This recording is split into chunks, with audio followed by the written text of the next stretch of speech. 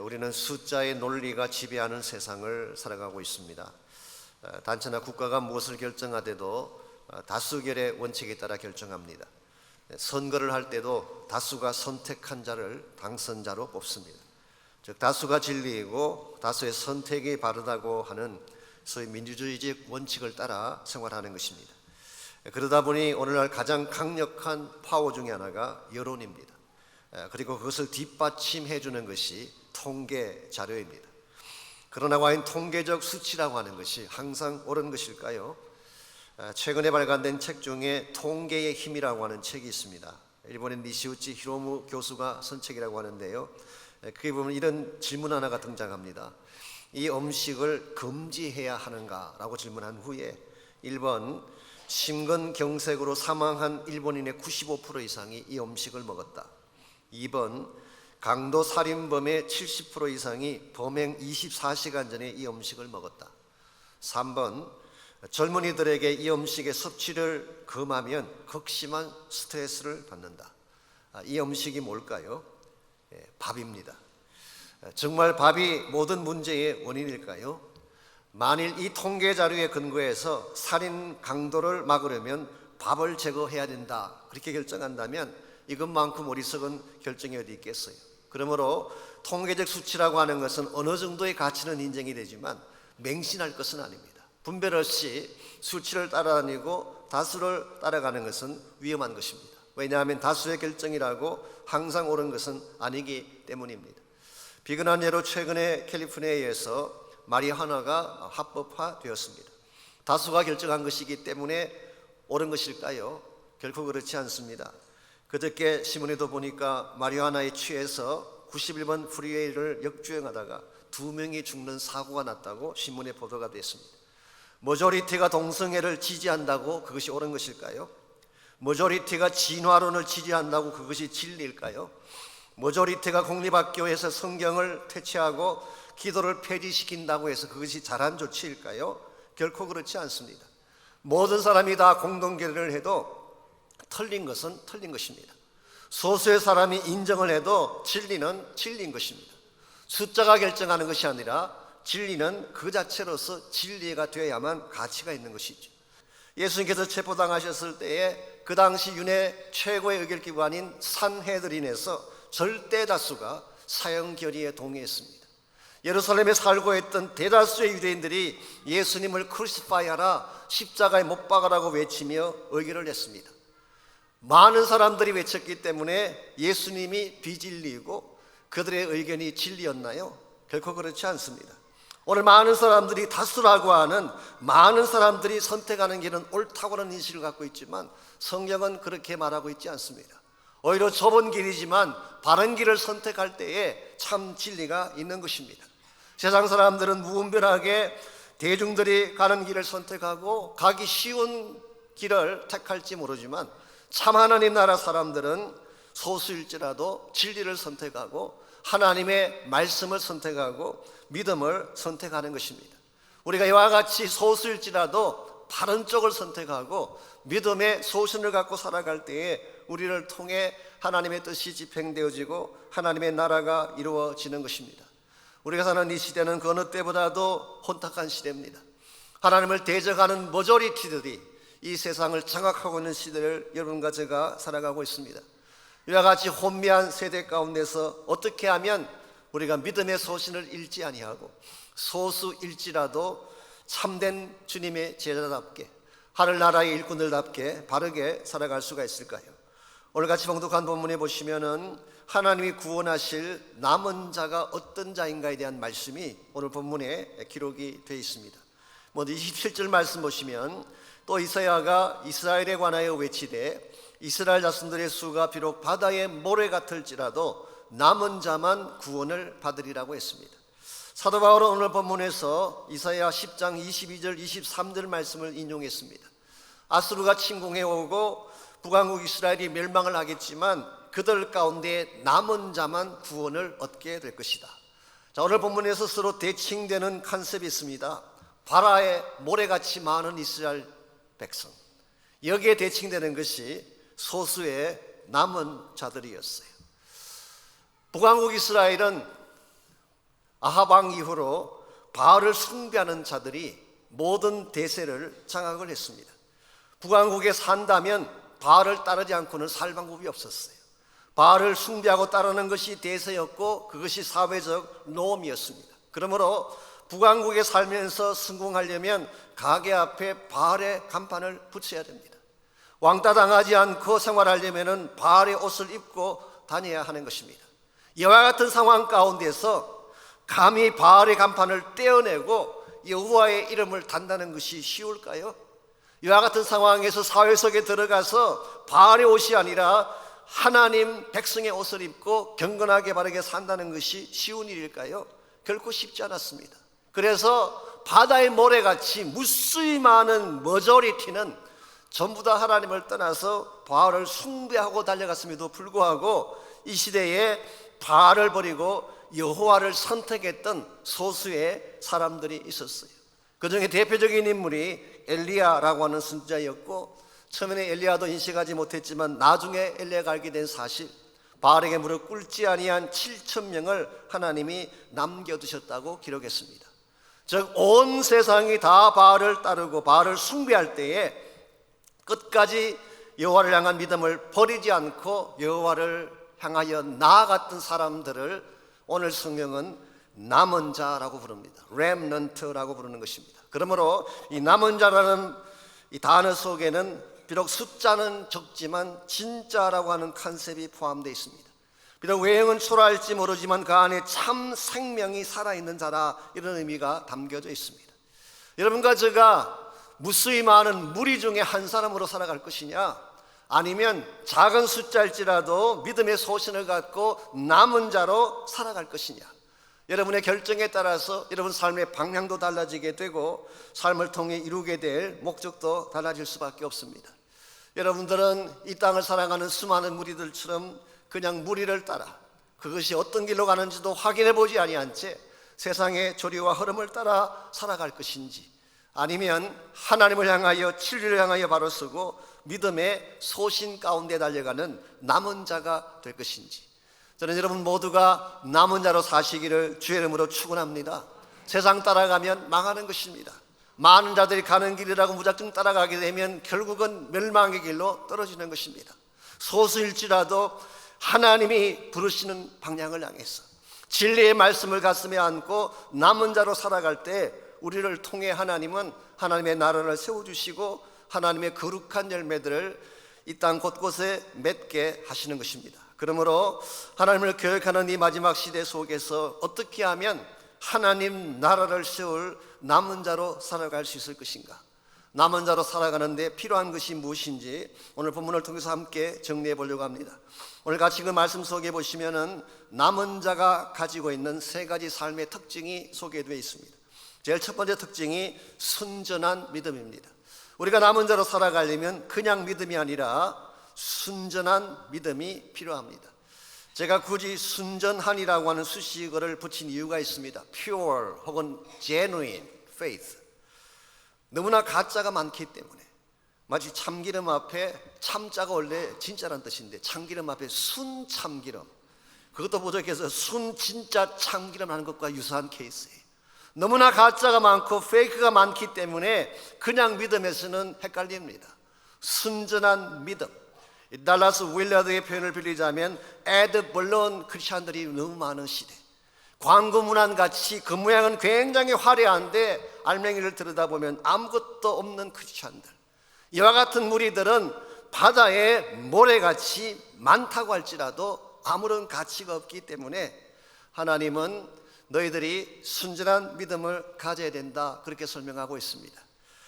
이 사도 바울이 오늘 본문에서 특별히 이스라엘 백성을 언급하면서 그들을 남은 자가 아니라 멸망받을 자로 이렇게 큰됨을 한 것은, 여러분 북왕국에 살던 이스라엘 백성들이 전적으로 하나님을 따르지 않았기 때문이 아닙니다.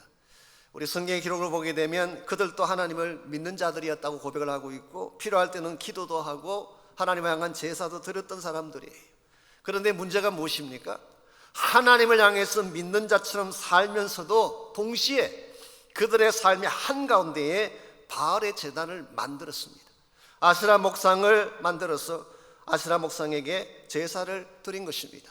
겉모양은 하나님 백성 같은데 믿는 척한 그 겉모양만 보게 되면 신실한 사람들처럼 보이는데 실상 그들의 마음을 장악하고 있는 것은 바알일 때에, 오늘 사도 바울은 너희들의 숫자가 아무리 많더라도 하나님께로 나아갈 수가 없고 하나님은 참된 믿음을 가진 남은 자를 찾고 있다, 그렇게 말씀한 것입니다. 우리가 남은 자가 되는 가장 중요한 요건은 믿음이에요. 우리가 가진 어떤 외형이나 직분이나 직함이나 이런 것들이 아니라 내 마음속에 피어난 하나님을 향한 믿음만 갖게 되면 하나님은 우리의 믿음을 보시고 남은 자로 인정해 주십니다. 오늘 사도 바울이 로마서를 통해 계속해서 반복하고 있는 동일한 내용이 그 내용 아닙니까? 매입이 오늘 바울이 북왕국 이스라엘의 예를 든 이유는 바울 당시 유대인의 모습을 지적하기 위함이었을 가능성이 많습니다. 사도 바울 당시 유대인들은 혈통을 통해 구원받는다고 생각을 했어요.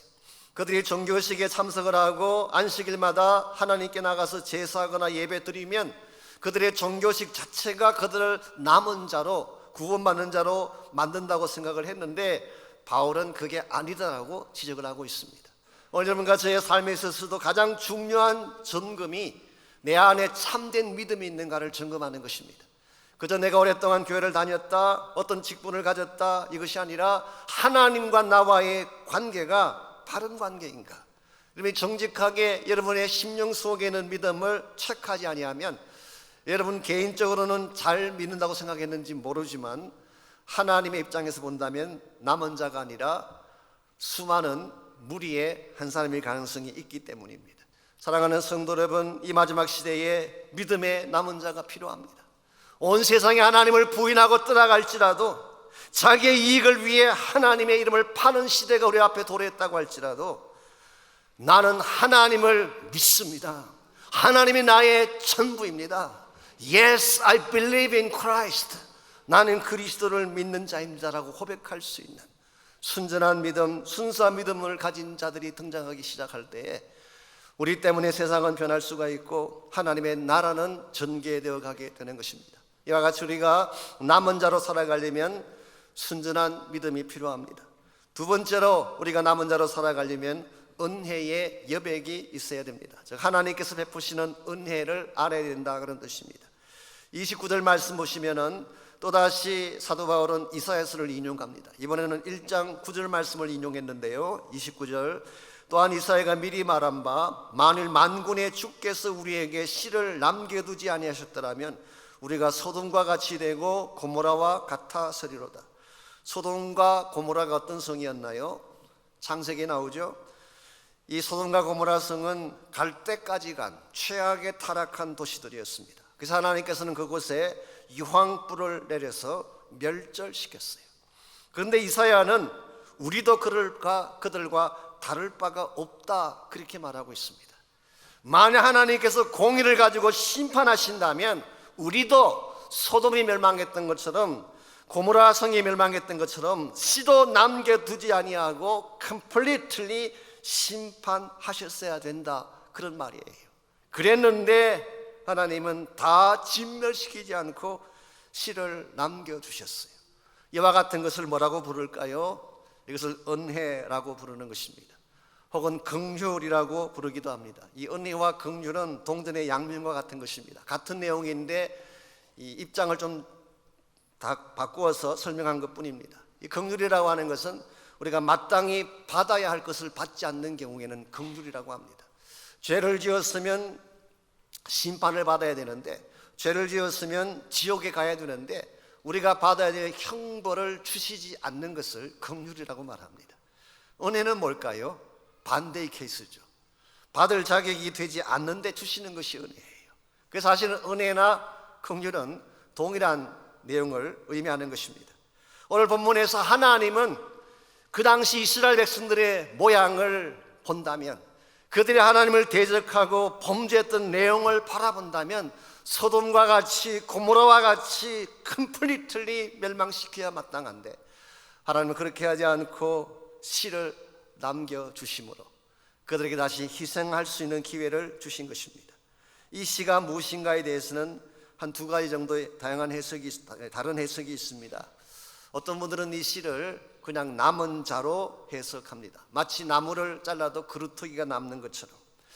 실제로 히브리 원문을 보게 되면, 구약 성경 히브리 원문에 나타난 이사야서를 보게 되면 a little remnant라고 이렇게 번역할 수 있는 단어가 사용이 됐어요. 그래서 NIV 성경 같은 경우는 descendants, 후손들이라고 그렇게 번역을 했습니다. 그 반면에 또 한 가지 해석 가능성은 이 시를 예수 그리스도로 보는 것입니다. 사도 바울이 오늘 본문에서 인용한 이사야 1장 9절은 사실은 히브리 텍스트를 인용한 것이 아니라 이 히브리어로 된 구약 성경을 메소레틱 텍스트라 그럽니다. 이 히브리 성경을 인용한 것이 아니라 이 히브리 텍스트를 헬라말로 번역한 구약 성경, 우리는 그것을 70인역이라고 이야기합니다. 그런데 사도 바울이 오늘 이사야 1장 9절을 인용할 때에 히브리 텍스트를 인용한 것이 아니라 70인역을 인용을 했어요. 70인역에 기록된 헬라 단어, 여기 시라고 번역한 헬라 단어가 스페르마라고 하는 단어입니다. 스페르마. 여기서 나온 영어가 스퍼음이라는 영어가 여기서 나왔어요. 더구나 이것은 복수가 아니라 단수로 기록이 되어 있습니다. 그래서 킹 제임스 버전은 아예 이것을 단수로 a seed, 씨앗, 한 개의 씨앗이라고 이렇게 번역을 했습니다.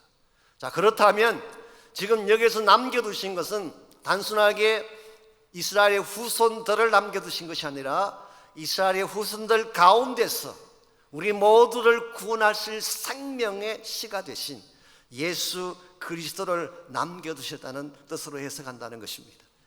어느 쪽으로 해석을 하든 하나님의 은혜입니다. 진멸해야 마땅할 우리를 살려두신 것도 하나님의 은혜예요.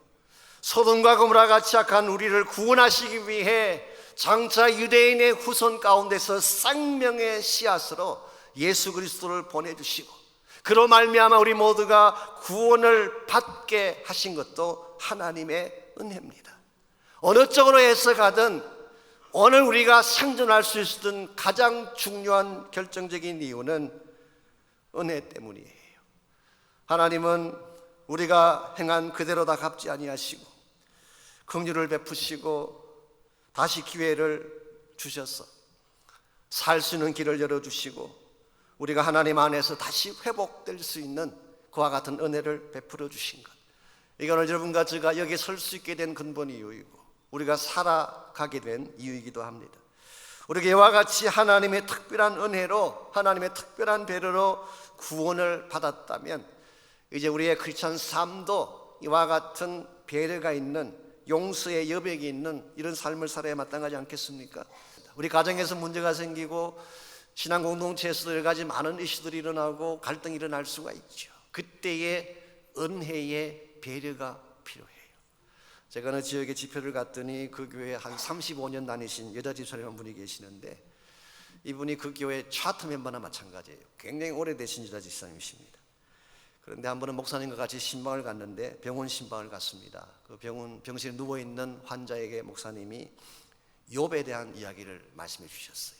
정말 욥이라는 사람이 살았는데 그 모든 재산 다 잃어버리고 자기 몸에 악창이 나고 그런 고난에도 불구하고 하나님을 찬양해서 나중에 하나님이 갑절의 복을 주셨다, 그 이야기를 하고 기도하고 나오셨는데 신방하고 나오면서 그 여자 집사님이 물었어요.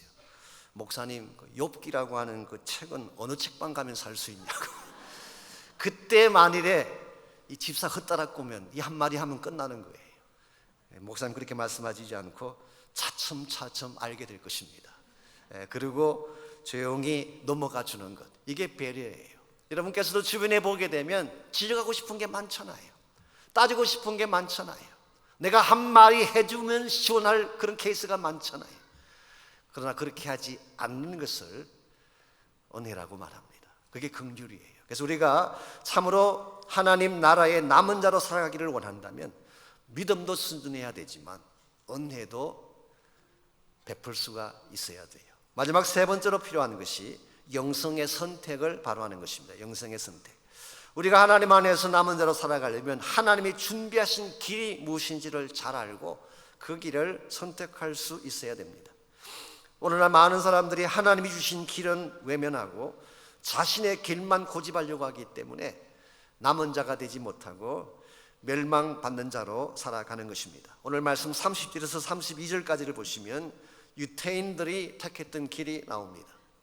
유대인들은 하나님께서 보내주신 예수 그리스도라고 하는 그 길을 거절하고 그 대신 율법이라는 길을 선택했어요.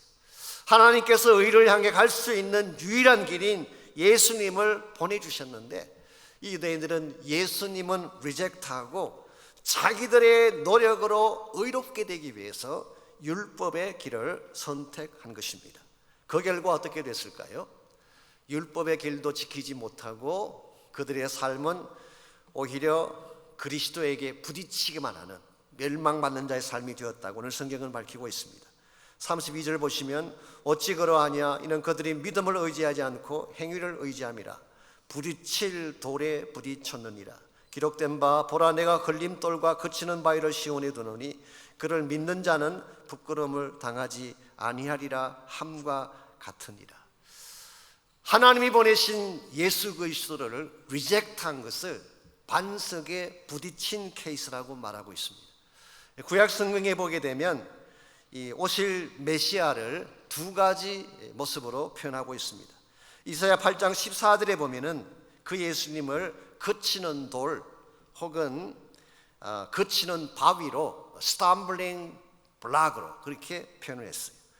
이사야 28장 16절에 보게 되면 그 동일한 메시아를 시온의 귀하고 견고한 돌 코너스톤으로 소개를 했습니다. 그리스도라고 하는 존재는 동일한 분이지만 그분에 대해서 어떠한 자세로 나가느냐에 따라서 그분이 부딪히는 반석이 될 수도 있고 오히려 우리를 삶을 세워주는 코너스톤이 될 수도 있다는 것입니다. 이거는 본문이 말씀하고 싶은 핵심이에요. 여러분 예를 들어서 인간이 반석에 가서 부딪히면 누가 다칠까요? 반석이 부서질까요? 내가 부서질까요? 당연히 내가 부서지는 것입니다. 그 견고한 반석에 부딪혀 보세요. 세게 부딪히는 만큼 더 세게 깨어집니다.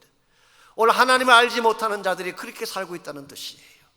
하나님을 어게인스트하고 예수 그리스도를 어게인스트하니까 그들의 몸은 더 상하고 그들의 삶은 더 처참하게 깨어지고 망가지게 되는, 이게 바로 그 어리석은 선택인 것입니다. 그러나 반대로 이 예수님을 나의 구원자로 영접하고 믿음으로 그분을 향하여 나가게 되면 그분이 우리의 코너스톤이 되어서 우리의 머릿돌이 되어서 그를 믿는 자는 부끄러움을 당하지 아니하리라 했어요. 예수 그리스도를 나의 구원자로 영접하고 그분을 신뢰하는 자의 삶은 존귀한 존재가 되고 당당한 존재가 될 것이다, 그런 뜻이에요. 여러분과 저 앞에 두 가지 영적 선택이 있습니다. 예수 그리스도를 against 할 것이냐 아니면 예수 그리스도를 accept함으로 믿음으로 순종하며 살아갈 것이냐. 여러분이 어떠한 선택을 하느냐에 따라서 여러분 삶의 내용이 달라지는 것입니다. 사랑하는 성도 여러분, 신앙생활은 결국 선택입니다. 이를 믿든지 아니면 리젝트 하든지, 여러분께서 예수 그리스도에 대해서 어떤 선택을 하느냐에 따라서, 하나님에 대해서 어떤 결단을 하느냐에 따라서 여러분 삶의 열매가 달라지는 것입니다. 내일 새벽에 나오시는 것도 선택이에요. 사실 피곤하지 않는 사람이 어디 있겠어요. 우리가 만일 새벽 특세에 나오지 않으려고 생각하고 익스큐즈 한다면은 우리가 변명할 수 있는 핑계들이 얼마나 많겠어요. 핑계가 없는 사람 아무도 없어요. 여러분께서 만일 정말 하나님께 나오는 것에 대한 갈망이 없어서 익스큐즈 한다면 얼마든지 안 나오실 수도 있어요. 새벽에 잠이 깨었을 때에 갈까 말까 망설이다가 오시면 대박 터지는 거예요.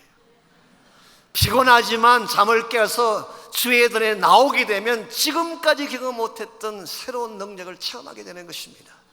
그런데 피곤하다고 스케줄이 바쁘다고 오후에 어디 갈 일이 있다고 해서 여러분이 핑계하고 나오지 않게 되면 아무것도 없어요. 한숨 더 주무시면 체중만 더 늘 뿐이지 백해무익입니다. 도움될 게 아무것도 없어요. 우리가 하나님을 믿는 자가 된다는 것은 무슨 일이 있더라도 하나님을 선택하고 그분을 신뢰하는 자가 된다는 뜻입니다. 여러분, 우리가 믿음의 삶을 살아가지만 항상 좋은 일만 우리에게 다가오는 것은 아닙니다. 우리에게 주어진 삶의 현실은 좋을 수도 있고 나쁠 수도 있어요. 내 육신의 모습이 건강할 수도 있고 병약하거나 고통 속에 처할 수도 있어요. 나에게 주어진 상황이 어떠한 상황이든지 감사하기로 결정하고 찬양하기로 결정하게 되면 찬양이 터져나오는 것입니다. 이것을 성경은 믿음이라고 부릅니다. 참된 믿음은 내가 좋은 것만 일어났을 때 하나님을 신뢰하는 것을 말하는 것이 아니라 내가 정말 받아들이기 쉽지 아니한 고통걸음이 찾아와도 그것마저도 하나님이 나에게 부여한 과제라고 생각하고 억셉트하는 것, 그리고 그 하나님을 찬양하며 하나님을 향하여 담대한 감사로 나가는 것, 이걸 성경은 믿음이라고 부르고 있습니다. 오늘 여러분들은 왜 하나님을 따르기 시작하셨습니까? 요한복음 6장에 나오는 무리들처럼 보리떡 때문인가요? 예수님께서 오병이의 역사를 행하셨을 때에 수천 수만의 무리들이 예수님 따라다녔어요. 산을 넘어서 들판을 건너서 이번 바다까지 건너가면서 multitudes, 수많은 무리들이 예수님을 따라다녔어요. 왜 그들이 예수님을 그렇게 따라다녔을까요? 이분 따라가니까 먹을 것이 있더라, 이분 따라갔더니 내가 받을 혜택이 있더라, 보리떡 때문에 따라다니는 건 아닙니까? 예수님께서 그 많은 무리들에게 정작 십자가를 소개하고 예수 그리스도의 가야 할 길을 소개했을 때 그들 모두가 다 떠나갔어요. 그때 모든 무리가 떠나간 후에 예수님께서 남아있는 12제자를 향해 질문하십니다. 너희도 가려느냐? 그때 베드로가 나서서 대답했습니다. 주여, 영생의 말씀이 여기 계시오니 우리가 네게로 가오리까? 주는 하나님의 아들 그리스도인 것을 제가 믿고 알았습니다. 여기에 참 신앙의 본질이 있습니다. 알고 믿는 게 아니에요.